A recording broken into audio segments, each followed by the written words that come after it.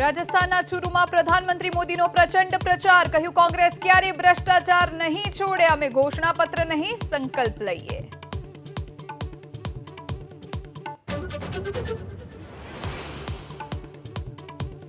અમદાવાદમાં મેડિકલ ટેપની આડમાં સોનાની દાણચોરીનો પર્દાફાશ, ક્રાઇમ બ્રાન્ચે 5ની કરી ધરપકડ, 48 લાખની કિંમતનું 800 ગ્રામ સોનું જપ્ત.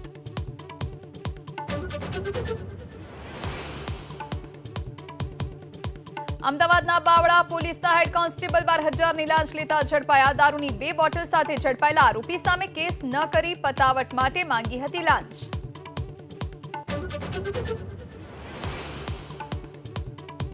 લોકસભા ચૂંટણીને લઈ કોંગ્રેસનું ઘોષણાપત્ર જાહેર, 5 ન્યાય અને 25 ગેરંટી, દેશમાં જાતિગત વસ્તી ગણતરી, ખેડૂતોના દેવા માફી અને એમએસપીની ગેરંટીના વાયદા.